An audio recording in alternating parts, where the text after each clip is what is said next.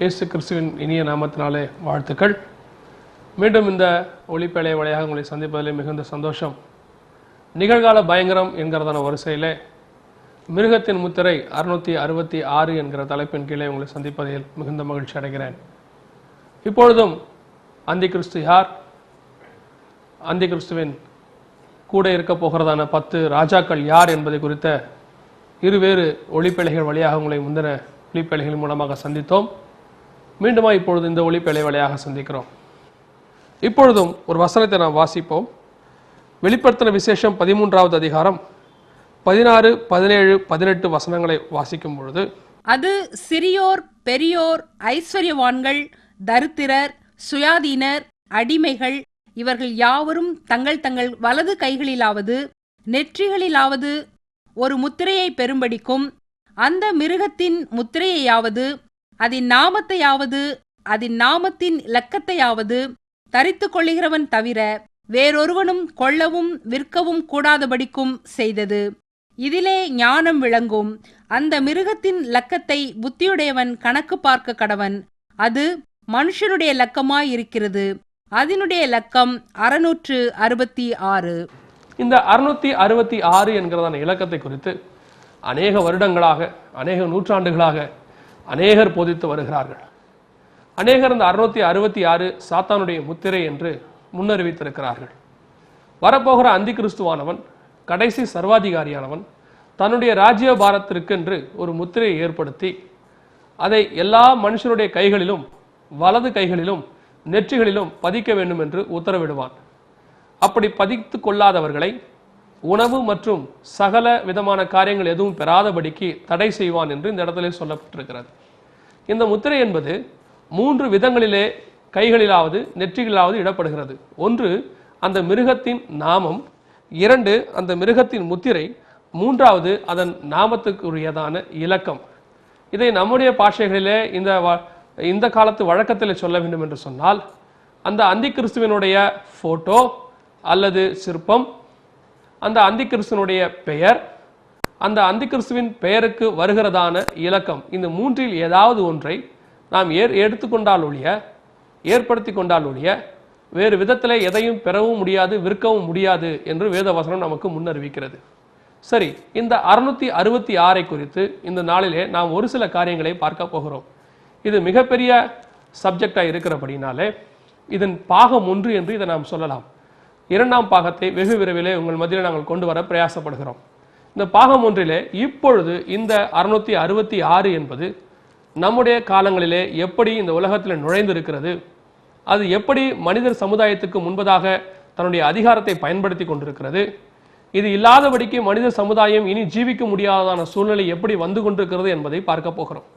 இந்த 666 என்பதை குறித்து அநேக திரைப்படங்களும் அநேக கதைகளும் உலகத்திலே உலாவி கொண்டிருக்கிறது.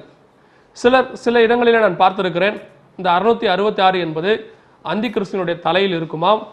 அதை முடியை விலக்கி பார்க்கும் பொழுது அந்த 666 தெரியும் என்று சொல்லி அநேகர் பொதித்து, அநேகர் இதை குறித்து ஒரு கதையாகவோ அல்லது ஒரு திரைப்படமாகவோ எடுத்திருக்கிறார்கள். அவர்கள் சொல்லுகிற வண்ணமாய் தலைகளிலோ இல்லை அந்தி கிறிஸ்துவின் உடைமைகளில் ஒன்றிலோ அது இருக்க போகிறதில்லை. இது அந்தி கிறிஸ்துவின் இலக்கத்தை, அந்தி கிறிஸ்துவின் நாமத்தை கணக்கு பார்த்தால்தான் இந்த 666 தெரியும் என்று வேதம் நமக்கு சொல்லுகிறது. புத்தி உள்ளவன் கணக்கு பார்க்க கடவன் என்று சொல்லப்பட்டிருக்கிறது. அப்படி என்று சொன்னால் இதன் மூலமாக நாம் விளங்கிக் கொள்கிறது என்னவென்று சொன்னால், கணக்கு பார்த்தால்தான் 666 தெரியுமே ஒழிய கணக்கு பார்க்காமல் 666 தெரியாது. கணக்கு பார்த்தால்தான் தெரியும். சரி, இந்த 666 என்பதை ஏன் இந்த சாத்தான் தன்னுடைய நம்பராக வைத்திருக்கிறான், தன்னுடைய இலக்கமாக வைத்திருக்கிறான் என்பதை முதலில் ஒரு சில காரியங்களோடு கூட நாம் பார்க்க போகிறோம். பின்பு 666 இப்பொழுது எங்கே எப்படி இருக்கிறது என்பதை நாம் பார்க்க போகிறோம். இந்த 666 இந்த சாத்தான் ஏன் ஒருவேளை தனக்கென்று அவன் ஏற்படுத்தி கொண்டான் என்று நாம் சில காரியங்களை ஆராயும் போது வேதத்திலே ஒரு சில ஆதாரங்களை பார்க்க முடிகிறது. இது ஏன் சாத்தானுடைய இலக்கமாய் இருக்கிறது. ஆதியாகமத்தின் புஸ்தகத்திலே வாசிக்கும் பொழுது ஆண்டவராகிய கர்த்தர் ஒவ்வொரு படைப்பாக படைத்து கொண்டிருக்கும் பொழுது 6ஆம் நாள் மிக முக்கியமான படைப்பை படைக்கிறார். அநேகருக்கு தெரிந்திருக்கும், 6ஆம் நாளிலே அவர் மனுஷனை படைத்தார் என்று அநேகர் சொல்லிவிடுவார்கள். ஆனால் 6ஆம் நாளிலே 3 விதமான கிரியைகளை ஆண்டவர் படைத்திருக்கிறார். 6ஆம் நாளை குறித்து ஆராய்ந்து பார்க்கும் பொழுது 6ஆம் நாளிலே கர்த்தர் முதலாவதாக படைத்தது மனிதனை அல்ல, கர்த்தர் மிருகங்களை, சகல காட்டு மிருகங்களையும் நாட்டு மிருகங்களையும் படைத்தார் என்று வேதவசனம் சொல்லுகிறது. அடுத்தபடியாக ஆண்டவர் மனுஷனை படைத்தார். மனுஷனை படைத்துவிட்டு அவன் தனியாய் இருப்பது நல்லதல்ல என்று சொல்லி மனுஷியை படைத்தார். 3 படைப்பை அந்த நாளிலே நாம் பார்க்கிறோம். இந்த 6ஆம் நாள் படைப்பு மூன்று தரப்பட்டது, 3 விதமானது. மிருகத்தை படைத்தார், மனுஷனை படைத்தார், மனுஷியை படைத்தார். இந்த மிருகத்தை எல்லாவற்றையும் மனுஷனையும் மனுஷியையும் ஆளுகை செய்யும்படிக்கு கர்த்தர் அவர்களுக்கு அதிகாரம் கொடுத்தார் என்று பார்க்கிறோம். சகலவற்றையும் ஆண்டு கொள்ளுங்கள் என்று சொல்லுகிறார். உலகத்திலே பெண்களுக்கு சம உரிமை கொடுக்கிறதான முதல் கடவுள் ஆண்டவராகிய நம்முடைய கர்த்தர் யெகோவா தேவன் தான். அவர் அந்த இடத்திலே பார்க்கும் பொழுது நீங்கள் இருவரும் சேர்ந்து இந்த சகலவற்றையும் ஆண்டு கொள்ளுங்கள் என்று அந்த இடத்திலே பெண்களுக்கு சம உரிமையை கர்த்தர் கட்டளையிட்டிருக்கிறார். அப்படி இருக்கும் பொழுது பெண்ணானவள், ஸ்திரீயானவள் அந்த சர்பத்தின் வார்த்தைக்கு கீழ்ப்படிந்து அந்த பழத்தை சாப்பிட்டபடியினாலே அவர்களுக்குள்ளாக பாவம் வந்தது. அப்பொழுது ஆண்டவர் அந்த ஆசீர்வாதத்தை வேறு விதமாக பிரிக்கிறார். எப்படி பிரிக்கிறார் என்று சொன்னால், ஸ்திரீயை பார்த்து உன் ஆசை அவனை பற்றி இருக்கும், இனி அவன் உன்னை ஆண்டு கொள்ளுவான். அந்த இடத்தில் ஆளுகையானது ஸ்திரீக்கு ஒரு ஆளுகை கொடுக்கப்படுகிறது. மனுஷன் ஸ்திரீயை ஆண்டு கொள்ளுகிறான். அந்த இடத்துல ஸ்திரீயானவள் அடிமையாகிறாள் என்று பார்க்கிறோம். அந்த இடத்துல 3 விதமான ஆளுகை அங்கே இருப்பதை நம்மால் பார்க்க முடிகிறது. மனுஷனுக்கு ஸ்திரீயின் மேல் ஆளுகை, ஏற்கனவே ஸ்திரீக்கு சகல விதமான ஜீவராசிகள் மேல் ஒரு ஆளுகை இருந்தது. எப்பொழுது மனுஷனும் மனுஷியும் ஒரு மிருகத்திற்கு, சர்பத்திற்கு கீழ்ப்படிந்தார்களோ அப்பொழுதே அந்த சர்வம் ஆனது இவர்கள் இருவரையும் ஆளத் தொடங்கி விட்டது என்று பார்க்கிறோம். 3 விதமான ஆளுகையை 6ஆம் நாளிலே பார்க்கிறோம். இந்த 3 விதமான ஆளுகை 6ஆம் நாளிலே இருக்கிறது. இந்த 3 விதமான ஆளுகையும் சர்வமாகிய சாத்தான் தன்னுடைய கரத்தில் எடுத்துக்கொண்டபடினாலே சகல விதமான ஆளுகையும் அவன் கரத்துக்குள்ளே போய்விட்டது. 3 விதமான கிரியின் ஆளுகையும் சாத்தான் கரத்தில் வந்து விட்டபடினாலே 6ஆம் நாளில் உள்ளதான 3 ஆளுகை, 6 6 6 என்கிறதான அந்த 3 ஆளுகையும் அவன் கரத்திலே போய்விட்டது. அதனால தான் இயேசு கிறிஸ்துவை பார்த்து அவன் யோவான் சுவிசேஷத்தில் சொல்லுகிறான், இந்த உலகத்தின் சகல ராஜ்யமும் அவன் அதிகாரமும் எனக்கு கொடுக்கப்பட்டிருக்கிறது என்று சொன்னபோது ஆண்டவர், நீ பொய் சொல்லுகிறாய், அதையெல்லாம் உன் கரத்தில் இல்லை என்று ஆண்டவர் அவனுக்கு மறு உத்தரவு சொல்லவில்லை. அதை ஆண்டவர் ஒத்துக்கொள்கிறார். ஆதாம் தன்னுடைய அதிகாரத்தை எல்லாவற்றையும் வலு சர்ப்பத்தினத்திலே விற்று போட்டான் என்று பார்க்கிறோம். ஆனபடினாலே 3 விதமான ஆளுகை, 6ஆம் நாளுடைய 3 ஆளுகையும் சாத்தான் கரத்தில் இருக்கிறபடினாலே அது 6 6 6 என்று அவன் கரத்தில் இருக்கிறதாக நாம் நிதானிக்கலாம். சரி, இதுதான் 666 என்பதற்காக சாத்தான் தனக்கு நியமித்ததற்கான ஒரு காரணம். இந்த 666 இப்பொழுது எப்படி இருக்கிறது? இதை குறித்து பார்ப்பதற்கு முன்பதாக இது சாத்தான் தன்னுடைய காலகட்டங்கள் ஆரம்பத்திலிருந்தே இதை பயன்படுத்துகிறான் என்று பார்க்கிறோம். ஆரம்பத்திலே தன்னுடைய ராஜ்யபாரங்களை குறித்து நேபுகாத்நேச்சார் கனவு கண்டு அந்த சொப்பனத்தை யார் சொல்லுவார்கள் என்று கேட்டபோது தானியேல் வந்து அவனிடத்திலே சொல்லுகிறான், நீர் ஒரு பொற்சிலையை கண்டீர் என்று சொல்லி அதற்கான விளக்கத்தை அளிக்கிறான். அந்த விளக்கத்தை 2ஆம் அதிகாரத்தில் அளித்து முடித்தவுடன் 3ஆவது அதிகாரத்திலே நேபுகாத்நேச்சார் ஒரு பொற்சிலையை 60 முழ நீளமும் 6 முழ அகலமும் செய்து அவன் அந்த பாபிலோன் பட்டணத்திலே வைத்து அதை 6 வாத்தியங்கள் முழங்க வேண்டும் என்று அந்த இடத்திலே 3ஆம் அதிகாரத்திலே சொல்லுகிறான். அந்த இடத்துல பார்க்கும்போது 6 விதமான வாத்தியங்கள் முழங்கும் போது எல்லா சகல ஜனங்களும் அந்த சிலைக்கு முன்பதாக விழுந்து பணிந்து கொள்ள வேண்டும் என்று உத்தரவு போடுகிறான். அந்த இடத்துல பார்க்கும்பொழுதும் 3 6 வருகிறதை நம்மால் பார்க்க முடிகிறது. இந்த 666 பாபிலோன் என்பது சாத்தானுடைய கோட்டையாக இருந்தது, சாத்தானுடைய ஸ்தலமாக இருந்தது. எப்பொழுது வரைக்கும்? அது 13ஆவது அதிகாரத்திலே சொல்லப்பட்டதான கடைசி சர்வாதிகார ஆட்சி வருகிற வரைக்கும் அது சாத்தானுடைய கோட்டையாய் இருந்தது.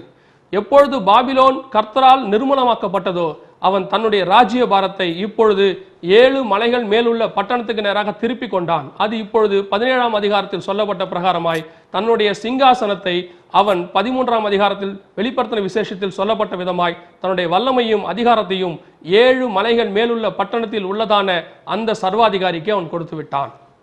இந்த 666 குறித்து நாம் இப்பொழுது பார்க்க போகிறோம். இந்த 666 இப்பொழுது எங்கே இருந்து கொண்டிருக்கிறது? முதலாவதாக நாம் கணக்கு பார்க்க தொடங்க போகிறோம். முதல் கணக்கை பார்க்கும் பொழுது நாம் எல்லோருக்கும் தெரிந்த வண்ணமாய் நாம் இப்பொழுது எல்லோரும், எல்லா மனித சமுதாயமும் ஒரே ஒரு காரியத்தில் இணைக்கப்பட்டிருக்கிறது என்று சொன்னால் அது தகவல் தொலைத்தொடர்பு என்று சொல்லலாம். தகவல் தொலைத்தொடர்பு மூலமாக சகல சமுதாயமும் உலகத்தில் உள்ளதான எல்லா ஜனங்களும் இணைக்கப்பட்டிருக்கிறார்கள். எந்த நேரத்திலும் யார் வேணாலும் யாரோடு கூட பேசலாம். இந்த தகவல் தொலைத்தொடர்பு மூலமாக இணைக்கப்பட்டிருக்கிற ஜனங்களுக்கு மிக அத்தியாவசியமாக தேவையாக இருக்கிறதான ஒரு சாதனம் கணினி என சொல்லப்படும். கணினி என்று சொன்னால் ஆங்கிலத்தில் கம்ப்யூட்டர் என சொல்லப்படும். இந்த கம்ப்யூட்டர் எல்லா ஜனங்களுக்கும் மிக முக்கியமான ஒரு சாதனமாக விளங்கி வருகிறது. கம்ப்யூட்டர் இல்லாமல் இனி இந்த உலகம் நடக்காது என்கிறதான சூழ்நிலையிலே நாம் வாழ்ந்து கொண்டிருக்கிறோம். எதற்கு எடுத்தாலும் இனி கம்ப்யூட்டர் தான். நீங்கள் டிக்கெட் ரிசர்வ் பண்ண வேண்டும் என்று சொன்னாலும் கம்ப்யூட்டர் தான். நீங்கள் படிக்க வேண்டும் என்று சொன்னாலும் இனி கம்ப்யூட்டர் படிப்புக்கு தான் முதல் மரியாதை. எந்த விதத்தில் எடுத்துக்கொண்டாலும் இந்த கம்ப்யூட்டர் தான். இந்த கம்ப்யூட்டரை குறித்து பார்க்கும் பொழுது இந்த கம்ப்யூட்டரில் மிக முக்கியமாக பயன்படுத்தப்படுகிறதான ஒரு காரியம் இன்டர்நெட். அதை சர்வதேச வலை என்று சொல்லுவார்கள். இன்டர்நெட் இல்லாமல் கம்ப்யூட்டரை பயன்படுத்த முடியாது. இன்னொரு வார்த்தையில் சொல்ல வேண்டும் என்று சொன்னால் இன்டர்நெட் இல்லை என்றால் கம்ப்யூட்டர் வீட்டில் வைத்திருப்பது வீணான ஒரு காரியம். ஏனென்று சொன்னால் இன்டர்நெட் இல்லாமல் ஒரு கம்ப்யூட்டர் இருக்கும் என்று சொன்னால் அது பெரிய சைஸ் கால்குலேட்டரை போல இருக்கும். வேறு எதற்கும் அந்த கம்ப்யூட்டர் பயன்படாது என்று பார்க்கிறோம். கம்ப்யூட்டரை பயன்படுத்த வேண்டும் என்று சொன்னால் இன்டர்நெட் வசதி மிக மிக முக்கியமான ஒரு சாதனமாகும். இந்த இன்டர்நெட்டை குறித்து பார்க்கும் பொழுது இந்த இன்டர்நெட்டை பயன்படுத்துவதற்கு வலைத்தளங்கள் நிறைய உள்ளது. இதை ஆங்கிலத்தில் வெப்சைட் என்று சொல்லுவார்கள். இந்த வலைத்தளங்களை குறித்து பார்க்கும் பொழுது வலைத்தளங்கள் எதற்கு நீங்கள் செல்ல வேண்டும் என்று சொன்னாலும் முதலாவதாக நீங்கள் பயன்படுத்த வேண்டியதான வார்த்தை வேர்ல்ட் வைட் வெப் என்று சொல்வார்கள். அதை சுருக்கமாக www என்று சொல்லுவார்கள். இந்த வேர்ல்ட் வைட் வெப் wwwக்கு நாம் ஒரு சில கணக்குகளை பார்க்கும் பொழுது மிக முக்கியமான ஒரு காரியம் வருகிறதை பார்க்க முடிகிறது. இந்த wக்கு நாம் என்ன எண்ணை கொடுக்கலாம், என்ன நம்பரை கொடுக்கலாம் என்று பார்க்கும் பொழுது அநேக நாட்களாக இது சாதாரணமாக www தான், வேறொன்றும் இல்லை என்று சொல்லிக் கொண்டிருந்தார்கள். ஆனால் உலகத்திலே எல்லா ஜனங்களும் பயன்படுத்துகிறதான நியூமராலஜியில் இருக்கிறதான ஜனங்கள் பயன்படுத்துகிற மிக முக்கியமான ஒரு மெத்தட் சால்டியன் மெத்தட் என சொல்லப்படும். இந்த சால்டியன் மெத்தட் பிரகாரமாக ஏக்கு 1 என்றும் பிக்கு 2 என்றும் சிக்கு 3 என்றும் இப்படியாக ஒவ்வொரு நம்பரை நம்மால் கொடுக்க முடியும். அப்படி கொடுத்து கொண்டே வரும்பொழுது UVW போன்ற எழுத்துக்களுக்கு நாம் கொடுக்கிறதான எண் என்னவென்று பார்க்கும் பொழுது அது 6 என்று இருக்கிறது. இந்த இடத்துல நாம் வாசிக்கிறோம் Wக்கு 6 என்று வருகிறது. நீங்கள் பார்க்கிற இந்த ஸ்கிரீனிலே பார்க்கிறீர்கள். இது சால்டியன் மெத்தட் என சொல்லப்படுகிறதான ஒரு காரியம். இந்த சால்டியன் மெத்தட் தான் உலகம் முழுவதும் எல்லா தேசத்திலும் அங்கீகரிக்கப்பட்டதான ஒரு மெத்தட். இப்பொழுது நியூமராலஜி பார்க்கக்கூடியவர்கள் எல்லோரும் இந்த சால்டியன் மெத்தட் மூலமாகத்தான் பார்த்து கொண்டிருக்கிறார்கள். இதை குறித்து நீங்கள் இன்னும் அதிகம் தெரிந்து கொள்ள வேண்டும் என்று சொன்னால் உங்கள் வீட்டிலே உங்கள் வீட்டுக்கு அருகாமையிலே இருக்கிறதான இந்து சகோதரருடைய கேலண்டரை வாங்கி திரும்பி நீங்கள் அதில் உள்ளதான காரியங்களை பார்க்கும் பொழுது அங்கே Wக்கு 6 என்று கொடுக்கப்பட்டிருக்கும். இந்த சால்டியன் மெத்தட் பிரகாரமாக Wக்கு 6 என்று பார்ப்போம் என்று சொன்னால் இப்பொழுது நீங்கள் எந்த ஒரு வெப்சைட்டுக்கு போக வேண்டும் என்று சொன்னாலும் www என்று தான் போட வேண்டும்.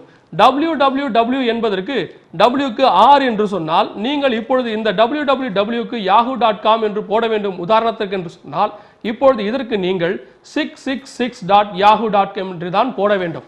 666.yahoo.com என்று தான் போட வேண்டும்.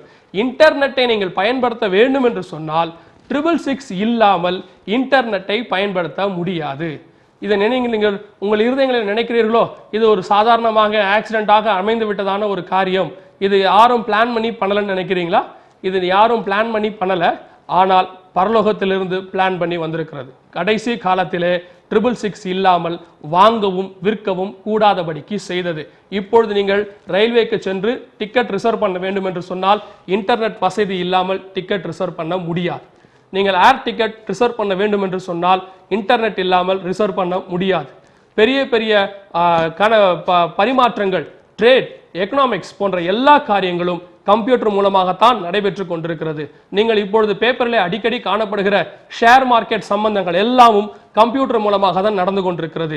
இனி இந்த 666 இல்லாமல் வாங்கவும் விற்கவும் முடியாது.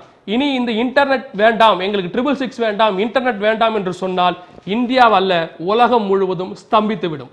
இனி இந்த 666 இல்லாமல் உலகம் நடக்க முடியாத காரியத்திற்குள்ளாக வந்துவிட்டது.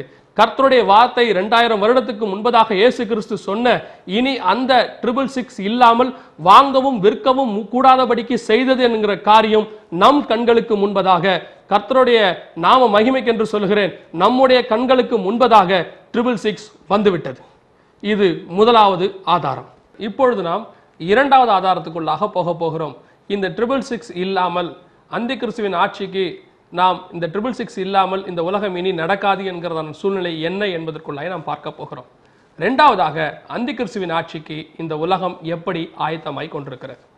இரண்டாவது ஆதாரத்தை நாம் பார்க்கும்பொழுது இப்பொழுது நீங்கள் ஸ்கிரீனில் பார்க்கிறதான ஒரு காரியம் மல்டி லெவல் மார்க்கெட்டிங். இதை MLM என்று சொல்லுவார்கள், மல்டி லெவல் மார்க்கெட்டிங் என்று சொல்லுவார்கள். இது என்னவென்று பார்க்கும் பொழுது இதை பொதுவாக எல்லோரும் சொல்லுகிறது செயின் ரியாக்ஷன் என்று சொல்லுவார்கள். இதாவது நீங்க ஒருத்தரை ஒரு 500 ரூபாய்க்கோ 1000 ரூபாய்க்கோ நீங்கள் ஒரு ஆளை பிடிக்க வேண்டும், அடுத்து அவர் 2 பேரை பிடிக்க வேண்டும், அவர்கள் 2 பேரும் 2 பேரை பிடிக்க வேண்டும். இதுதான் செயின் ரியாக்ஷன். இதற்கு டெக்னிக்கலான பெயர் MLM, மல்டி லெவல் மார்க்கெட்டிங் என்று சொல்வார்கள். இதில் என்ன பிரதர் தப்பு இருக்கிறது, இதில் நாங்கள் செய்கிறதில் என்ன தப்பு இருக்கிறது, நாங்கள் ஏன் செய்யக்கூடாது என்று நீங்கள் கேள்வி கேட்கலாம். நான் இதற்கான சாத்தியக்கூறுகள் எல்லாவற்றையும் சொல்லுகிறேன். கடைசியாக இதை நாம் செய்யலாமா வேண்டாமா என்கிறதான முடிவை உங்கள் கரத்திலே விட்டுவிடுகிறேன். இந்த MLM குறித்து பார்க்கும்பொழுது முதலாக ஆரம்பித்தவர் யார் என்று பார்க்கும் பொழுது வேதத்திலே நம்முடைய ஆண்டவராக இயேசு கிறிஸ்து இந்த MLM ஆரம்பித்தார் என்று பார்க்கிறோம். என்னவென்று சொன்னால் MLM ஆரம்பித்தது என்னவென்று சொன்னால் முதலாவதாக 3 பேரை ஆண்டவர் அழைத்தார். அவர்கள் 3 பேரும் சென்று 12 பேரை அழைத்து கொண்டு வந்தார்கள். அந்த 12 பேரும் சேர்ந்து 70 பேரை சேர்த்தார்கள். அந்த 70 பேரும் சேர்ந்து 120 பேரை அப்போஸ்தலர் நடவடிக்கைகள் 1ஆம் அதிகாரத்தில் வாசிக்கிறோம், 120 பேராக இருந்தார்கள். இந்த 120 பேரும் சேர்ந்து இன்று உலகம் முழுவதும் ஆண்டவருக்கு ஆட்களை பிடித்திருக்கிறார்கள். இந்த செயின் ரியாக்ஷனில் முதலாக ஆரம்பித்தது ஆண்டவர். ஆனால் சக்சஸ்ஃபுல் செயின் ரியாக்ஷன், இன்ன வரைக்கும் ஃபெயிலியர் ஆகாத செயின் ரியாக்ஷன் கிறிஸ்டியானிட்டி மாத்திரமே. சரி, இந்த செயின் ரியாக்ஷனை இப்பொழுது உலகத்தில் உள்ள எல்லா கம்பெனிகளும் பயன்படுத்த தொடங்கிவிட்டது. இவர்கள் என்ன செய்கிறார்கள்? பிரதானமாக இதில் கிடைக்கக்கூடிய மிக முக்கியமான அம்சம் என்னவென்று சொன்னால் பணம். பணத்திற்காக இந்த செயின் ரியாக்ஷனை எல்லா ஜனங்களும் பயன்படுத்துகிறார்கள். இந்த காலத்தில் பணம் அவசியம்தான் பிரதர், பணம் இல்லாமல் என்ன செய்ய முடியும், நீங்கள் பணம் இல்லாமல் எந்த ஒரு காரியத்தையும் செய்ய முடியாது இருக்க பணத்துக்காக இதை செய்தால் தப்பா என்று நீங்கள் கேட்பது புரிகிறது. உண்மைதான், பணம் வாழ்க்கைக்கு அவசியம்தான். ஆனால் பணமே வாழ்க்கை அல்ல. நமக்கு பணம் என்பது நாம் தேடி வருகிறதல்ல, கர்த்தர் நமக்கு கொடுக்கிறதான காரியம். கர்த்தர் நமக்கு தேவைகளை அதனதன் காலத்தில் நேர்த்தியாக சந்திக்கிறதான ஒரு ஆண்டவர். நம்முடைய தேவைகள் என்னவென்று கர்த்தருக்கு நன்றாகவே தெரியும். நம்முடைய தேவைகளுக்கு சரியாய் கொடுக்கக்கூடிய ஆண்டவர் நம்முடைய ஆண்டவர். உலகத்தின் அரசாங்கம் ஜனங்களுடைய தேவைக்கான காரியங்களை சரியாக கொடுக்கும் பொழுது பரலோகத்தின் அரசாங்கம் அதிக நிச்சயமாய் சரியான நேரத்தில் சரியான காரியங்களை நமக்கு கொண்டு வந்து சேர்க்கும் என்பதில் எள்ளளவும் சந்தேகம் இல்லை. கர்த்தர் அவ்விதமாகவே எங்களை நடத்தி கொண்டு வந்து கொண்டிருக்கிறார். சரி, இந்த MLM என்பது என்ன? இந்த 2 பேராக பிடிக்கும் பொழுது இப்பொழுது உலக நாடுகளில் பார்க்கும் பொழுது மிகப்பெரிய கம்பெனிகள் எல்லாம் இந்த MLM தொடங்கி இருக்கிறார்கள். உதாரணத்துக்கு என்று சொல்ல போனால் பல கம்பெனிகள் இருக்கிறது. ஆம்வே, கானிபயோ, ஹெல்த் கேர் போன்ற பல கம்பெனிகள். இவர்கள் என்ன செய்கிறார்கள்? எல்லா நாடுகளிலும் தங்களுடைய கிளைகளை ஆரம்பிக்கிறார்கள். ஆரம்பித்து இவர்கள் என்ன செய்கிறார்கள்? அந்த நாட்டில் உள்ளதான ஜனங்களை 2 பேராக 2 பேராக பிடிக்க சொல்லி 1000 கணக்கில் லட்சக்கணக்கில் ஜனங்களை தன்னுடைய கம்பெனிக்குள்ளாக சேர்ந்து கொண்டிருக்கிறார்கள். இதில் 2 அந்தி கிறிஸ்துவுக்கான 2 காரியங்கள் அதில் நிறைவேறி கொண்டிருக்கிறது. ஒன்று என்னவென்று சொன்னால் எல்லா ஜனங்களுக்கும் பிரத்யேகமாக ஒரு நம்பரை கொடுத்து கொண்டிருக்கிறார்கள். எல்லா ஜனங்களும் பிரத்யேகமாக ஒரு நம்பரை வாங்கி கொண்டவுடன் அந்த நம்பரை கொண்டு தான் அந்த ஜனங்கள் அந்த கம்பெனியில் உள்ளதான பொருளை வாங்க முடியும். அந்த பொருளை வாங்க வேண்டும் என்று சொன்னால் நிச்சயமாக அவர்கள் அந்த கம்பெனியை தான் அணுக வேண்டுமே தவிர அந்த கம்பெனி அல்லாமல் வேறு எங்கும் அந்த பொருள் கிடைக்காது, எந்த கடைகளிலும் கிடைக்காது. நீங்கள் அந்த பொருளை வாங்க வேண்டும் என்று சொன்னால் அந்த கம்பெனிக்குள்ளாகத்தான் போக வேண்டும். இப்பொழுது ஒரு சில ப்ராடக்டை ஒரு சில கம்பெனிகள் தங்கள் வசம் வைத்திருக்கிறார்கள். நான் உதாரணத்துக்கு சொல்லுகிறேன், ஹிந்துஸ்தான் லீவர் லிமிடெட் போன்றதான கம்பெனிகள் அநேக ப்ராடக்டை தங்கள் கரங்களிலே அவர்கள் வைத்திருக்கிறார்கள். 100கணக்கான ப்ராடக்டை தங்கள் கரங்களிலே அவர்கள் வைத்திருக்கிறார்கள். இந்த ஆம்பே போன்ற பெரிய கம்பெனிகள் இந்த இந்துஸ்தான் லீவர் லிமிடெட் போன்ற கம்பெனிகளை வாங்கினவுடன் அவர் ஒரு வேலை வாங்கிவிட்டால் இந்த பொருட்கள் எல்லாம் இனி ஆம்பேல் தான் கிடைக்கும்.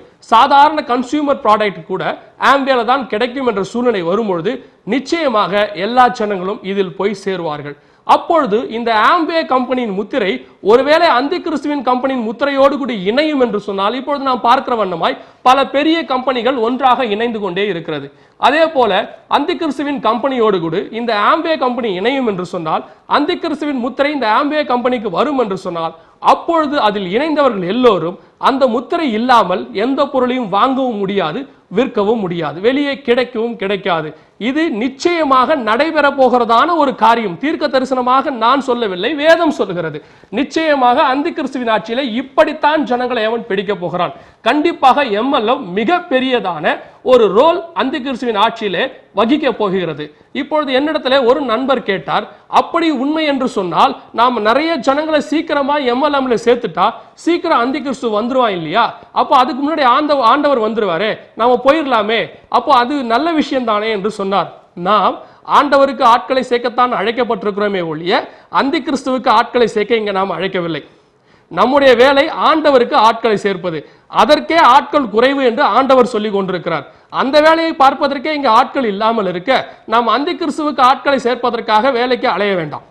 இதை நான் எல்லோருக்கும் ஒரு ஆலோசனையாக சொல்லுகிறேன். என்னுடைய தனிப்பட்ட கருத்தாக நான் உங்களுக்கு சொல்லுகிறேன்.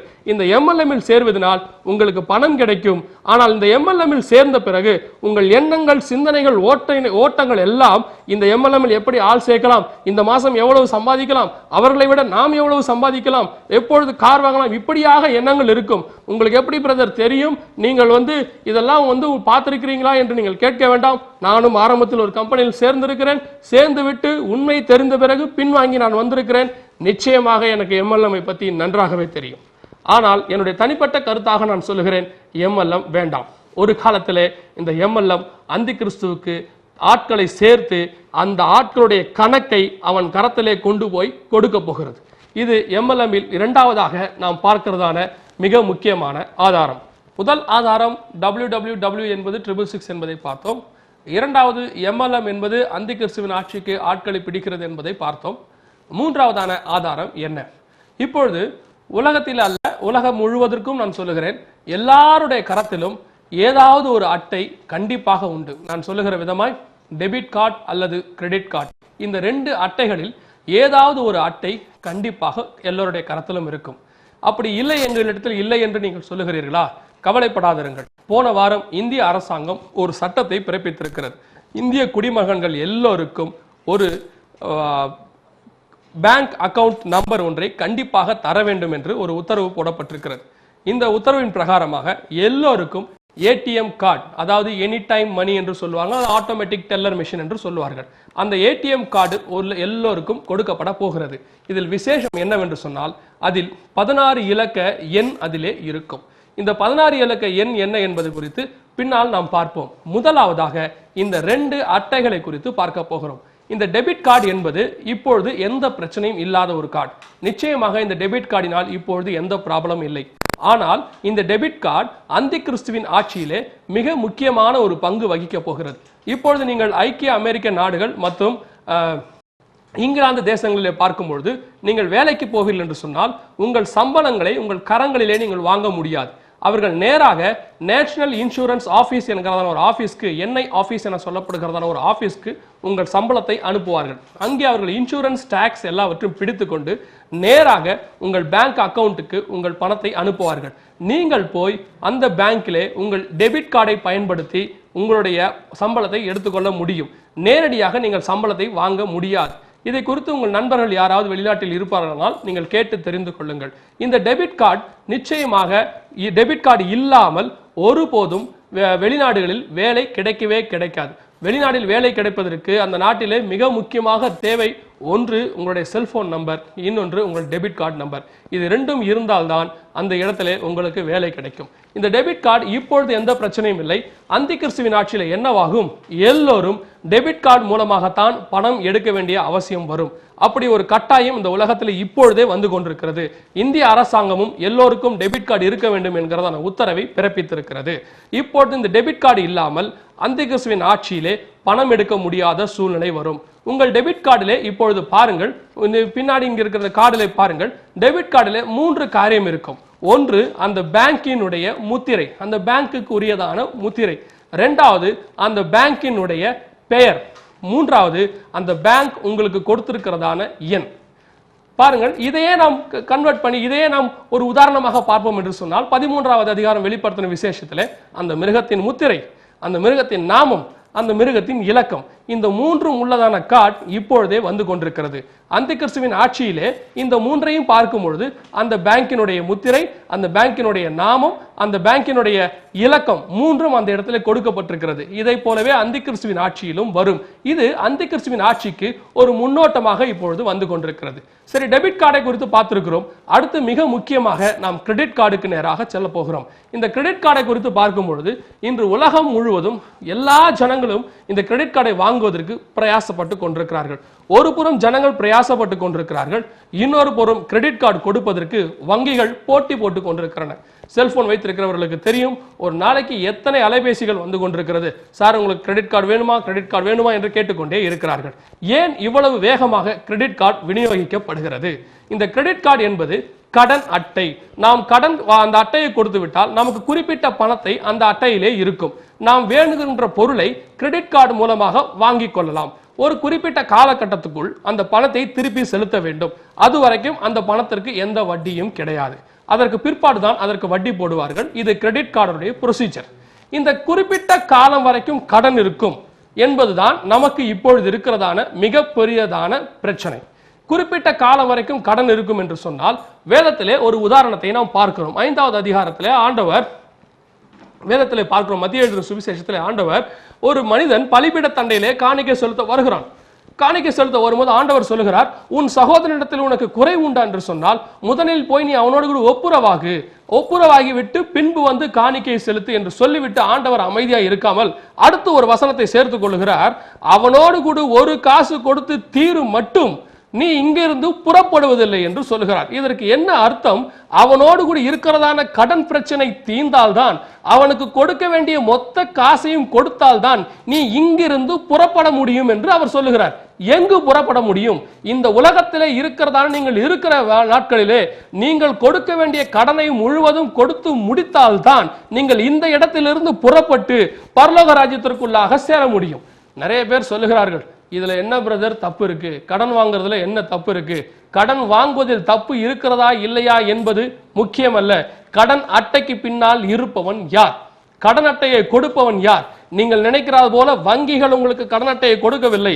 சாத்தான் கடைசி காலத்தில் கூடுமானால் தெரிந்து கொள்ளப்பட்டவர்களையும் வஞ்சிக்கும்படிக்கு கடன் அட்டை கொடுத்து கொண்டிருக்கிறான். கடன் அட்டை மூலமாக அநேகரை தற்கொலைக்கு நேராக ஏவி கொண்டிருக்கிறான்.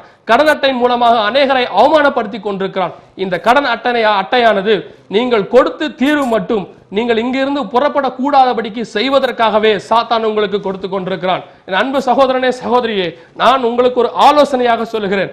தயவு செய்து கடன் அட்டை இருக்குமானால் திருப்பி செலுத்துங்கள். கடன் அட்டையை அந்த வங்கியிடம் திருப்பி கொடுத்து விடுங்கள். கடன் அட்டை இருக்கிற காலம் வரைக்கும், அதில் கடன் இருக்கிற வரைக்கும் கொடுத்து தீரு மட்டும் இங்கிருந்து நீங்கள் நிச்சயமாக புறப்பட முடியாது என்று கர்த்தர் சொல்லி இருக்கிறார். வேதத்திலே வாசிக்கிறோம், நோவாவின் பேழைக்குள்ளே பிரவேசிக்கும் பொழுது நோவா வெளியே இருக்கிற ஜனங்களோடு கூட எந்த விதமான கடன் பிரச்சனையும் இல்லாதவனாய்த்தான் இருந்திருக்க வேண்டும். ஒருவேளை அவன் கடன் வாங்கிவிட்டு உள்ளே போயிருந்தால் 7 நாள் மழை வரவில்லை, 7 நாளும் நோவாவின் பேழையை தட்டியே தீர்த்திருப்பார்கள். கடன் கொடுத்துட்டு உள்ள போடா, கடன் கொடுக்கிற வரைக்கும் நீ எங்க போற, முதல்ல வெளியே வா என்று கூப்பிட்டு இருப்பார்கள். கடன் கொடுத்து தீருகிற மட்டும் சாத்தான் நிச்சயமாக உங்களை இங்கிருந்து புறப்பட விடமாட்டான். அவன் நிச்சயமாக உங்களை பிடித்துக் கொள்வான். அடுத்தபடியாக இந்த 2 அட்டைகளிலே இருக்கிறதான மிக முக்கியமான காரியம் 16 இலக்க நம்பர். இதுதான் மிக முக்கியமான அடுத்த நம்முடைய ஆதாரம். இந்த 16 இலக்க நம்பர் என்னவென்று பார்க்கும் பொழுது, ஒரு சிங்கப்பூரில் இருக்கிறதான ஒரு கம்பெனி ஒரு ஆதாரத்தை கொடுத்திருக்கிறது. உலகம் முழுவதும் இருக்கிறதான எல்லா ஜனங்களுக்கும் ஒரு நம்பரை கொடுக்க வேண்டும் என்று சொன்னால் அது 17 இலக்க அல்லது 18 இலக்க எண்ணாக இருக்க வேண்டும். அப்படி இருக்கும் என்று சொன்னால் எல்லா ஜனங்களுக்கும் பிரத்யேகமாக ஒரு நம்பரை தனிப்பட்ட முறையிலே அவர்களுக்கென்று ஒரு எண் கொடுத்து விட முடியும் என்று சொல்லி இருக்கிறார். அது 18 இலக்க எண்ணாகவோ அல்லது 17 இலக்க எண்ணாகவோ இருக்கும் என்று சொன்னால் 2ஆம் உலக யுத்தம் முடிந்தவுடன் எல்லா அடிமைகள் கையிலேயும் நீங்கள் பார்க்கிற வண்ணமாய் எல்லா அடிமைகள் கையிலேயும் 5 இலக்க எண்ணை ஹிட்லரின் நாசி படையை சேர்ந்தவர்கள் யூதருடைய கரத்திலே போட்டார்கள். நீங்கள் அங்கே பார்க்கிறீர்கள் அல்லவா, அந்த 5 இலக்க எண்ணை போட்டார்கள். இந்த 5 இலக்க எண்ணை நீங்கள் உங்கள் கரங்களிலே போட்டுவிட்டு அதை ஹோலோகிராம் என சொல்லப்படுகிறதான ஒரு மிஷினிலே அவர்கள் ஏற்றுவார்கள். அப்படி ஏற்றும் பொழுது அது 5 இலக்க நம்பராக ஏறாது, 6 இலக்க நம்பராகத்தான் ஏறும். அப்படி கம்ப்யூட்டர் தனக்கென்று ஒரு நம்பரை வைத்துக் கொள்ளும். இது அறிவியல். இதை போலவே 17 இலக்க அல்லது 16 இலக்க நம்பரை கம்ப்யூட்டர் ஏற்றும் போது 17 அல்லது 18 இலக்க நம்பராகத்தான் ஏற்ற முடியும். அப்படி ஏற்றும் போது இந்த 18 இலக்க நம்பரை 666 என்று சமமாக பிரிக்க முடியும் என்பதை நான் சொல்லி நீங்கள் தெரிந்து கொள்ள வேண்டிய அவசியம் இல்லை, உங்களுக்கு நன்றாக தெரியும். இப்பொழுது உலகம் முழுவதும் எல்லா ஜனங்களுக்கும் இந்த 666 மூலமாக ஒரு பிரத்யேக நம்பர் கொடுப்பதற்கு இந்த உலகம் ஆயத்தமாய் கொண்டிருக்கிறது. சரி, இப்பொழுது நாம் அடுத்த ஆதாரத்துக்குள்ளாக கடந்து போகிறோம். 13வது அதிகாரம் வெளிப்படுத்தின விசேஷம் சொல்லுகிறது, அந்த மிருகத்தின் முத்திரையாவது அதன் நாமத்தையாவது அதன் நாமத்தின் இலக்கத்தையாவது தரித்துக் கொள்ளுகிறவன் தவிர வேறொருவனும் கொள்ளவும் விற்கவும் கூடாதபடிக்கும் செய்தது. இப்பொழுது வாங்குகிற விற்குகிற காரியம் 666 இல்லாமல் 666 இல்லாமல் முடியாது என்கிறதான சூழ்நிலை வரும் என்று ஏறக்குறைய 2000 ஆண்டுகளுக்கு முன்பதாக ஆண்டவர் நமக்கு முன்னறிவித்தார். இப்பொழுது நீங்கள் திரையிலே பார்த்து கொண்டிருக்கிறீர்கள்.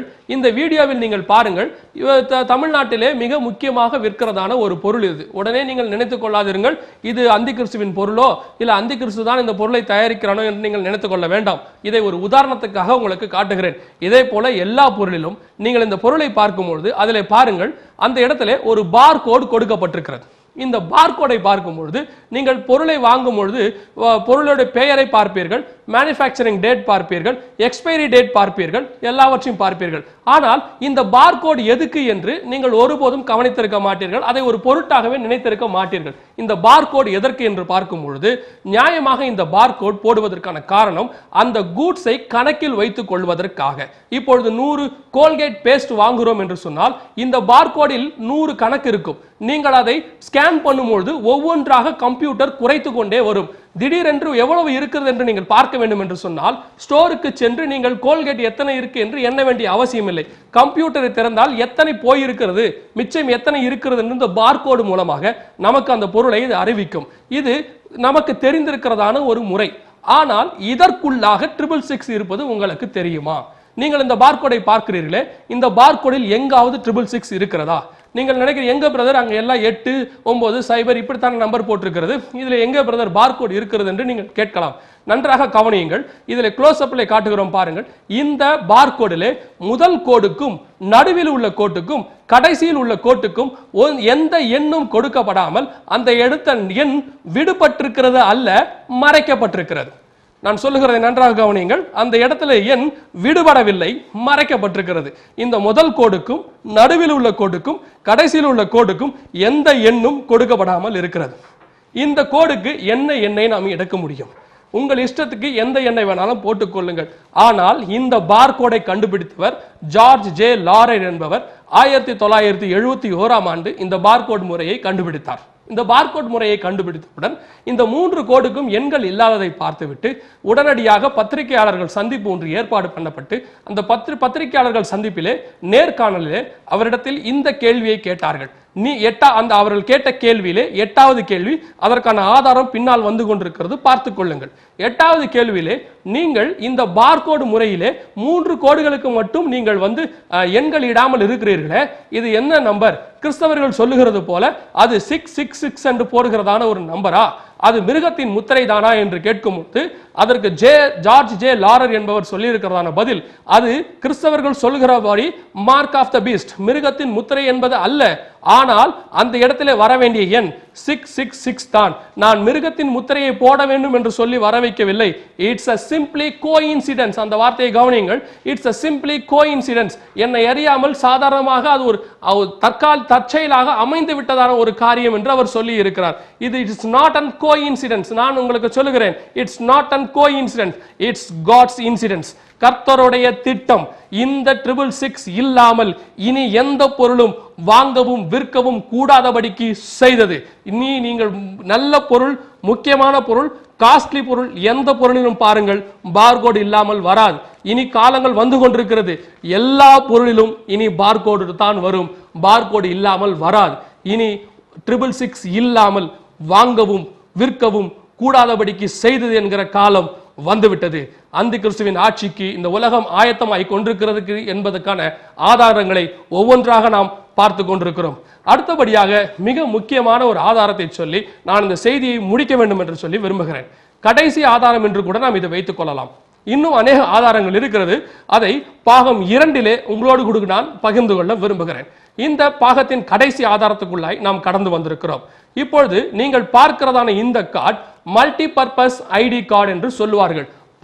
பல்நோக்கு உதவுகிறதான ஒரு அட்டை, பல்முனை உதவுகிறதான ஒரு அட்டை. இதை இந்திய அரசாங்கத்திலே கொடுத்து கொண்டு இருக்கிறார்கள். 13 ஸ்டேட்டிலே 13 மாநிலங்களிலே இது கொடுக்கப்பட்டு கொண்டிருக்கிறது.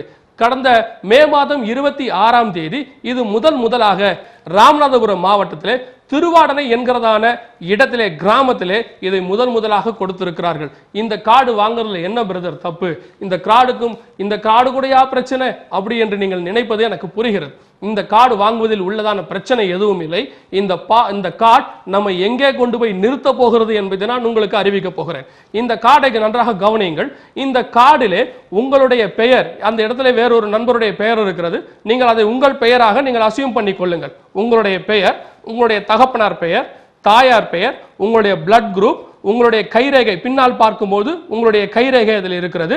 பாருங்க, உங்களுடைய கைரேகை, இன்னும் உங்களை பற்றின மொத்த டீட்டெயிலும் இது இருக்கிறது. இதற்கு பெயர் MNIC மல்டிபர்பஸ் ஐடி கார்டு என்று அவர்கள் சொல்லிக் கொண்டிருக்கிறார்கள். இனி இந்த கார்டு இல்லாமல் இனி இந்தியாவில் இனி நீங்கள் ஓட்டு போட முடியாது, இனி ரேஷன் வாங்க முடியாது, இனி இன்கம் டாக்ஸ் கட்ட முடியாது. ஏன் என்று சொன்னால் இன்கம் டாக்ஸ் பேன் கார்டிலே அநேக குளறுபடிகள் இருக்கிறபடினாலே கடந்த மாதம் நம்முடைய மத்திய நிதி அமைச்சர் ப. சிதம்பரம் அவர்கள் இனி பேன் கார்டுக்கு பதிலாக இந்த மல்டிபர்பஸ் ஐடி கார்டை பயன்படுத்த வேண்டும் என்று அறிவித்திருக்கிறார். அது மாத்திரமல்ல, ஓட்டர் ஐடியில் அநேக குளறுபடிகள் இருக்கிறபடியினாலே இந்திய தேர்தல் கமிஷனின் தலைவராக இருக்கக்கூடிய திரு கோபால்சாமி அவர்கள் இந்த மல்டிபர்பஸ் ஐடி கார்டு தான் இனி 2009 அல்லது 2011 இருக்கிற எலெக்ஷனில் இருந்து இனி ஓட்டர் ஐடிக்கு பதிலாக இந்த மல்டிபர்பஸ் ஐடி கார்டு தான் பயன்படுத்த வேண்டும் என்று சொல்லி இருக்கிறார்கள். இனி ரேஷன் கார்டு, இனி உங்களுடைய வண்டி லைசன்ஸ், வண்டி இன்சூரன்ஸ், ஆர்சி புக், இனி எத்தனை கார்டுகள், பேங்க் அக்கவுண்ட், இனி எத்தனை கார்டுகள் இருக்கிறதோ இந்த எல்லா கார்டுக்கு பதிலாக இந்த ஒரே கார்டை பயன்படுத்த வேண்டும் என்று இந்திய அரசாங்கம் சொல்லி வருகிறது. பாருங்கள், இந்த கார்டிலே என்ன இருக்கிறது.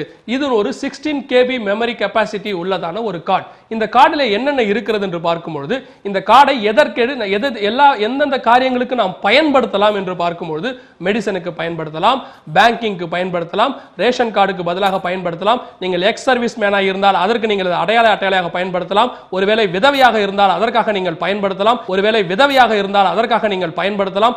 எல்லா விதமான ஐடென்டி கார்டுக்கு பதிலாக நீங்கள் இதை பயன்படுத்தலாம். நீங்க ரயில்வே டிக்கெட் புக் பண்றதா இருந்தாலும் இதை பயன்படுத்தலாம். ட்ரெயின் டிக்கெட் புக் பண்றதா, ஃளைட் டிக்கெட் புக் பண்றதா இருந்தாலும் இதை பயன்படுத்தலாம். பேங்க்ல பணம் எடுக்க வேண்டும், பணம் போட வேண்டும், என்ன காரியங்கள் செய்ய வேண்டுமோ இனி பல அட்டைகள் உங்கள் கரத்தில் தேவைப்படாது. இனி இந்த ஒரு அட்டை போதும் என்று இந்திய அரசாங்கம் அறிவித்திருக்கிறது. இந்த அட்டையில் அப்படி என்ன பிரதர் பிரச்சனை? இந்த அட்டையில் பிரச்சனை இல்லை பிரதர். அந்த அட்டையில் இடது கோடியில் இருக்கிறதான மஞ்சள் கலர் கட்டத்தை கவனியுங்கள். அதுதான் RFID என சொல்லப்படுகிறதான மிக முக்கியமாக தொழில்நுட்ப காரியம். இது ரேடியோ ஃப்ரீக்வன்சி ஐடென்டிஃபிகேஷன் என சொல்லப்படும். இது என்னவென்று சொன்னால் நீங்கள் எங்கே இருக்கிறீர்கள் என்பதை இந்திய அரசாங்கத்திற்கு காட்டி கொடுக்கிறதான ஒரு ஃப்ரீக்வன்சி, ரேடியோ ஃப்ரீக்வன்சி ஐடென்டிஃபிகேஷன் என்று இதை சொல்லுவார்கள்.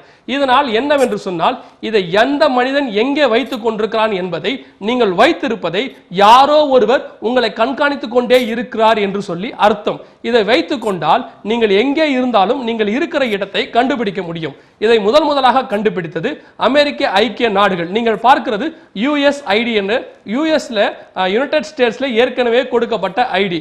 இந்த ஐடியின் மூலமாக இப்பொழுதும் அங்கே கொடுத்து கொண்டு இருக்கிறார்கள். இந்த ஐடியின் மூலமாக அநேகர் இதற்கு எதிராக போராட்டத்தை நடத்தி கொண்டிருக்கிறார்கள். காரணம் என்ன? இதன் மூலமாக தனிப்பட்ட முறையிலே பிரைவசி போகிறது. எங்களை யாரோ ஒருத்தர் கண்காணித்துக் கொண்டிருக்கிறார்கள். இவர் எங்கே நடந்து கொண்டிருக்கிறார், எங்கே போகிறார் என்று கண்காணித்துக் கொண்டிருக்கிறார்கள். இப்பொழுது நாம் இந்த ஐடி யுஎஸ்இல் ஃபெயிலியர் ஆகி கொண்டிருக்கிறது. காரணம் என்ன? இந்த ஐடியை ஒன்று நாம் திருடி கொண்டு போய்விட முடியும். இரண்டாவது, வெட்டி போட்டுவிட முடியும். எனக்கு உங்களை பிடிக்கவில்லை என்று சொன்னால் உங்கள் கார்டை திருடி நான் எங்காவது தூர வீசிவிட முடியும். இது எங்கேயாவது கிணத்துக்குள்ளே போட்டுவிட முடியும். இந்த ஐடியில் இருக்கிறதான பிரச்சனைகள் இதெல்லாம் இருக்கிறது. அதற்காக மருத்துவர்கள் கடைசியாக கண்டுபிடித்ததான அறிவியல் அறிஞர்கள் கடைசியாக கண்டுபிடித்ததான ஒரு சாதனம் தான் பயோசிப். இப்பொழுது நீங்கள் பார்த்து கொண்டிருக்கிற இந்த சாதனம் தான் பயோசிப். இது பயோசிப் என்று சொன்னால் இந்த பயோசிப் என்ன செய்யும்? இந்த கார்டுக்கு பதிலாக நீங்கள் ஏற்கனவே அந்த மல்டிபர்பஸ் ஐடி கார்டிலே என்னென்ன காரியங்கள் இருக்கிறது என்று சொல்லி பார்த்தீர்கள் அல்லவா? அந்த காரியங்கள் எல்லாவற்றையும் இந்த பயோசிப்பில் போட்டுவிட முடியும். அந்த மல்டிபர்பஸ் ஐடி கார்டுக்கு பதிலாக நீங்கள் இந்த பயோசிப்பை பயன்படுத்தலாம். நீங்கள் போகிற இடங்களுக்கெல்லாம் பணப்பையை தூக்கி கொண்டு செல்ல வேண்டிய அவசியம் இல்லை. நீங்கள் போகிற இடத்திற்கெல்லாம் ரேஷன் கார்டை தூக்கி கொண்டு செல்ல வேண்டிய அவசியம் இல்லை. நீங்கள் போகிற இடத்துக்கெல்லாம் உங்கள் வண்டி லைசன்ஸை கொண்டு போக வேண்டிய அவசியம் இல்லை. இதனுடைய மொத்த டீடைலும் இந்த பயோசிப்பில் போட்டுவிட முடியும். போட்டுவிட்டு அதை உங்கள் கரங்களிலே அவர்கள் ஆபரேட் பண்ணி வைத்து விடுவார்கள். நீங்கள் பார்த்து கொண்டிருக்கிறீர்களா?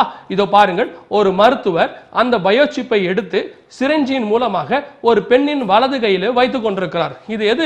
இந்த ஆபரேஷன் செய்வதற்கு 30 செகண்ட் தான் டைம் செலவாகும். இப்பொழுது இந்த பயோசிப் ஐக்கிய அமெரிக்க நாடுகளிலே பேஷண்ட்டுகளுக்கும், அதாவது நோயாளிகளுக்கும், குழந்தைகளுக்கும், இன்ஃபன்ட்ஸ் இலவசமாக கொடுக்கப்பட்டு கொண்டு வருகிறது. இது மற்ற எல்லோருக்கும் $200 என சொல்லப்படுகிற விலையிலே விற்கப்பட்டு கொண்டு வருகிறது. இப்பொழுது இது இலவசமாக கொடுக்கிற காலகட்டத்துக்குள்ளாய் வந்து கொண்டிருக்கிறது. அமெரிக்க நாடுகளிலே FDA என சொல்லப்படுகிறதான ஃபுட் அண்ட் ட்ரக்ஸ் அசோசியேஷன் என சொல்லப்படுகிறதான அமெரிக்க அரசாங்க நிறுவனத்திற்கும், பென்டகன் என சொல்லப்படுகிறதான அமெரிக்க ராணுவ தளத்திற்கும் இது ஏற்கனவே செயல்முறையிலே வந்துவிட்டது. மெக்சிகோ தேசத்தில் இருக்கிறதான அட்டார்னி ஜெனரல், தலைமை வழக்கறிஞர், அவருடைய உள்ளதான பார் கவுன்சிலில் உள்ளவர்களுக்கும் இது கொடுக்கப்பட்டு கொண்டிருக்கிறது. உலகத்தில் உள்ளதான 47 நாடுகளிலே உள்ளதான குழந்தைகளுக்கு ஆஸ்ட்கோ என சொல்லப்படுகிறதான ஆஸ்திரேலியன் கம்பெனி மூலமாக எல்லா பிள்ளைகளுக்கும் இலவசமாக இந்த பயோசிப் கையிலே போடப்பட்டு கொண்டிருக்கிறது. இந்த பயோசிப் போடுவதில் பிரச்சனை என்ன? நல்ல விஷயம் தானே. எங்கே இருந்தாலும் கண்டுபிடித்து விடலாம். என்ன மருத்துவ ஆலோசனைகளும் இந்த பயோசிப் மூலமாக உங்களுடைய பிளட் குரூப் என்ன, உங்களுடைய DNA டெஸ்ட் எல்லாவற்றையும் இந்த பயோசிப் மூலமாக பண்ணிவிடலாமே. இதனால் என்ன ப்ராப்ளம் என்று நீங்கள் கேட்கலாம். இதனால் எந்த ப்ராப்ளமும் இல்லை. இதிலே போடப்படுகிற முத்திரை தான் முக்கியம். அந்த ஹாஸ்பிட்டல் முத்திரையை போடுகிறார்கள், அமெரிக்க ஐக்கிய நாடினுடைய முத்திரையை போடுகிறார்கள். இந்த பயோசிப்பை நீங்கள் எந்த கம்பெனியிலிருந்து வாங்குகிறீர்களோ அவர்களுடைய முத்திரையை அதிலே போடுகிறார்கள். நாளைய தினத்திலே அந்தி கிறிஸ்துவின் ஆட்சியிலே இந்த அவனுடைய முத்திரையும் இதில் போடப்படும். இது மாத்திரமல்ல, உங்களுடைய மெயில் ஐடியை அதில் போட வேண்டும் என்று சொன்னால், உதாரணத்திற்கு உங்கள் மெயில் ஐடியை இதில் போட்டுவிட வேண்டும் என்று சொன்னால் www.hotmail.com என்று போவோம் என்று சொன்னால் ஆட்டோமேட்டிக்காக ஏற்கனவே நாம் பார்த்த வண்ணமாய் 666 உங்கள் கரங்களிலே வந்து விடுகிறது. இது அந்தி கிறிஸ்துவுக்கு பயன்பட போகிறதான மிக மிக மிக முக்கியமான ஒரு சாதனம். இப்பொழுது வெளிநாடுகளிலே பயன்படுத்தப்பட்டு கொண்டிருக்கிறது. இதை தயாரிக்கிறவர்கள் மோட்டரோலா கம்பெனிக்காரர்கள். மான்டெக்ஸ் என்கிறதான கம்பெனியின் மூலமாக இதை தயாரிக்கிறார்கள். மான்டெக்ஸ் என்று சொன்னால் மானிட்டரி டெக்ஸ்டர் என்ற அர்த்தம். கிரேக்க மொழிபெயர்ப்பிலே மணியின் ரைட் ஹேண்ட் என்ற அர்த்தம். இப்பொழுது இந்த காரியம் தயாரிக்கப்பட்டு ஏறக்குறைய உலகத்திலே 20 நாடுகள் இதற்கு ஆர்டர் பண்ணியிருக்கிறார்கள். அதில் முக்கியமான நாடு இந்தியா. இந்தியா இதற்கு ஆர்டர் கொடுத்திருப்பதாக பல தகவல்கள் வந்து கொண்டிருக்கிறது. உங்கள் கண்களுக்கு முன்பதாக ஒரு சில ஆதாரங்களை நாங்கள் சமர்ப்பித்திருக்கிறோம். இது எல்லாம் எங்களுக்கு இருக்கிற ஆதாரத்தை உங்களுக்கு காட்ட வேண்டும் என்பதற்காக அல்ல. அந்தி கிறிஸ்துவின் ஆட்சிக்கு இந்த பூமியானது எப்படி ஆயத்தமாய் கொண்டிருக்கிறது என்பதை உங்களுக்கு அறிவிப்பதற்காக. ஏன் அந்தி கிறிஸ்துவின் ஆட்சியை குறித்து இவ்வளவு நாங்கள் அக்கறை கொள்ளுகிறோம்? அந்தி கிறிஸ்துவின் ஆட்சியை குறித்து அக்கறை கொள்வதற்கு 2 காரணங்கள் இருக்கிறது. ஒன்று, அவனுக்கு முன்பதாக இயேசு கிறிஸ்து வரப்போகிறார். 2, ஒருவேளை அந்த வருகையை நீங்கள் தவற விடுவீர்களானால் 7 ஆண்டு காலம் அந்தி கிறிஸ்துவின் ஆட்சியில் நீங்கள் அனுபவிக்கிறதான கொடுமைகளுக்கு அளவு கிடையாது. அதற்கு பிற்பாடு விடுதலை என்று சொன்னால் அதுவும் இல்லை. அவன் ஆட்சியிலே ஒருவேளை அவனுக்கு கீழ்ப்படிந்தால் நித்தியமாய் நரகத்திலே உங்கள் வாழ்க்கையை நீங்கள் கழிக்க வேண்டிய அவசியம் வரும். உங்களுக்கும் எனக்கும் இருக்கிறதான ஒரே ஒரு சந்தர்ப்பம் ஆண்டவராகிய இயேசு கிறிஸ்துவின் ரகசிய வருகை.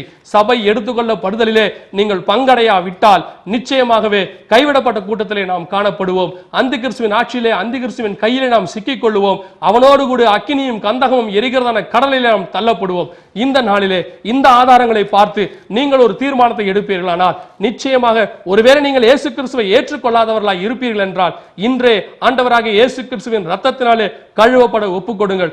ஒப்பு கொடுத்து நல்ல ஆவிக்குரிய சபைக்கு தொடர்ந்து செல்லுங்கள். அங்கே சென்று அங்கே இருக்கிற போதகருக்கு கீழ்ப்படிந்து, வேத வசனத்துக்கு கீழ்ப்படிந்து, கர்த்தருடைய வார்த்தைக்கு கீழ்ப்படிந்து அங்கே நிரந்தரமாக தங்கி இருங்கள். கர்த்தருடைய வருகை நாள் தனிலே அந்த சபையிலிருந்து, அந்த போதகருடைய தலைமையின் கீழ் இருந்து கர்த்தருடைய ராஜ்யத்துக்கு நாம் ஒன்றாக பறந்து போவோம். இதோ கர்த்தர் நமக்கு ஒரு சந்தர்ப்பத்தை கொடுத்திருக்கிறார்.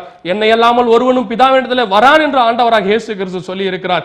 இயேசு கிறிஸ்து பிதாவினிடத்திலே அழைத்து கொண்டு போக வெகு சீக்கிரத்திலே வரப்போகிறார். ஒரே ஒரு சந்தர்ப்பத்தை வைத்திருக்கிறார். அதுதான் ஆண்டவராக இயேசு கிறிஸ்துவின் வருகை. அந்த வருகையில நீங்கள் பங்கடைய வேண்டும் என்று விரும்பினால், அந்த இயேசு கிறிஸ்துவோடு கூட இணைந்து கொள்ள வேண்டும் என்று விரும்பினால், இந்த அந்தி கிறிஸ்துவின் ஆட்சியிலே தப்பித்துக் கொள்ள வேண்டும் என்று விரும்பினால், இப்பொழுது கர்த்தர் இந்த ராத்திரி வேளையிலே ஒருவேளை வருவார் என்று சொன்னால், நாம் கைவிடப்பட்ட கூட்டத்தில் இருக்கிறோமா, எடுத்துக்கொள்ளப்பட்ட கூட்டத்தில் இருக்கிறோமா? நாம் யாவரும் கண்களை மூடுவோம், கர்த்தரை நோக்கி பார்ப்போம். இந்த சந்தர்ப்பத்தை நாம் பயன்படுத்திக் கொள்வோம். ஹல்லேலூயா. நல்ல ஆண்டவரே, இன்று இந்த வார்த்தைகளை கேட்கக்கூடிய, இந்த வார்த்தைகளை பார்த்து, இந்த ஆதாரங்களை பார்த்து உம்முடைய கரத்திலே தங்களுடைய ஜீவனையும் வாழ்க்கையும் ஒப்புக் கொடுக்கக்கூடிய இந்த ஜனங்களுக்காக நான் ஜெபிக்கிறேன். ஆண்டவரே, இவர்களை உம்முடைய கரத்திலே எடுத்துக்கொள்ளும். இவர்கள் எடுத்த தீர்மானத்திலே நிலையாய் நிற்கட்டும். உம்மை அவர்கள் ஏற்றுக்கொள்ளட்டும். ஆண்டவரே, ஒரு உண்மையுள்ள சபைக்கு அவர்கள் செல்லட்டும். ஆண்டவரே, மூழ்கி ஞானஸ்தானத்தை பெற்றுக்கொள்ளட்டும். பரிசுத்தாவின் அபிஷேகத்தை அவர்கள் பெற்றுக்கொள்ளட்டும். உம்முடைய வருகையின் நாள்தனிலே ஆண்டவரே, இங்கே தீர்மானம் எடுத்த இவர்கள் பரலோக ராஜ்யத்திலே பிரவேசித்து உம்மை சந்தோஷப்படுத்தட்டும். இங்கே தீர்மானம் எடுத்த இவருடைய குடும்பங்களையும், ஆண்டவரே, இவருடைய உறவினர்களையும் ஆசீர்வதியும். அவர்களும் இந்த சத்தியத்தை அறிந்து கொள்ள கிருபை தாரும், மகிமைப்படுத்தும். இயேசு கிறிஸ்துவின் மூலம் ஜெபிக்கிறோம் எங்கள் ஜீவனுள்ள நல்ல பிதாவே. ஆமென்.